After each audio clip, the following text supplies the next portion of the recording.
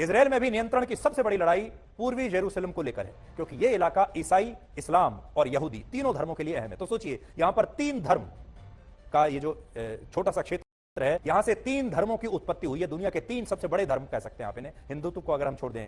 असल में ये तीनों ही धर्म अपनी शुरुआत की कहानी को बाइबल के पैगंबर इब्राहिम से जोड़ते हैं।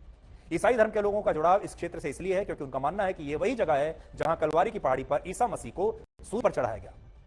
उनका मकबरा स्पेल्कर नाम के चर्च के अंदर स्थित है और यह उनके पुनरुत्थान का स्थल भी माना जाता है। यानी इसीलिए ईसाई इस जगह को बहुत पवित्र मानते हैं। इसलिए आप कह सकते हैं कि ईसाइयों के लिए यह जगह बहुत खास है, बहुत पवित्र है। मुसलमानों के लिए इसलिए अहम है क्योंकि डोम ऑफ रॉक और अल अक्सा मस्जिद यहीं पर है। यह मस्जिद इस्लाम का तीसरा सबसे पवित्र स्थल है और मुसलमानों का मानना है कि पैगंबर मोहम्मद साहब ने अपनी यात्रा के दौरान मक्का से यहां तक का सफर तय किया था और सभी जो प्रॉफिट हैं उनकी आत्माओं के साथ उन्होंने प्रार्थना की थी। इस मस्जिद से कुछ ही कदम की दूरी पर डोम ऑफ रॉक की आधारशिला है और मुसलमान मानते हैं कि यहीं से पैगंबर मोहम्मद साहब जन्नत की तरफ रवाना हुए। और यही जेरूसलम को इसलिए अपना बताते हैं क्योंकि उनका मानना है कि यही वो स्थान है जहां आधारशिला रखकर पूरी दुनिया का निर्माण किया गया था और यहीं पर इब्राहिम ने अपने बेटे आइजैक की कुर्बानी दी थी। यहूदियों वाले हिस्से में कोटेल और वेस्टर्न वॉल है। यह दीवार पवित्र मंदिर का अवशेष है। यानी जेरूसलम ईसाई, इस्लाम और यहूदी तीनों धर्मों के केंद्र में है और सारे विवाद यहीं से शुरू होते हैं।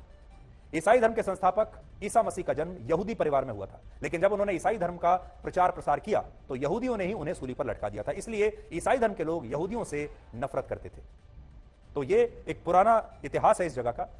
और जैसे जैसे ये कहानी आगे बढ़ेगी, क्योंकि ये जो युद्ध है, अगर आप हमसे पूछें, ये युद्ध अभी रुकने वाला नहीं है। ये युद्ध अभी और फैलेगा, इसमें और ज्यादा देश शामिल होंगे, इसका इलाका और ज्यादा फैलेगा। इसलिए आने वाले दिनों में ये युद्ध पूरी दुनिया को परेशान करने वाला है। अब दुनिया की नजर यूक्रेन और रशिया के युद्ध से हटकर यहां पर आ गई है। और यकीन मानिए, यूक्रेन का युद्ध था, उस पर तो उसकी वजह से आपके जीवन पर असर पड़ा ही था, लेकिन इस युद्ध का भी आपके जीवन पर असर पड़ने वाला है। मिडिल ईस्ट में तेल होता है और तेल अभी से महंगा शुरू हो गया है। स्टॉक मार्केट क्रैश होना अभी से शुरू हो गया है और अभी बहुत सारी ऐसी चीजें होंगी जो आपके जीवन पर सीधा प्रभाव डालेंगी।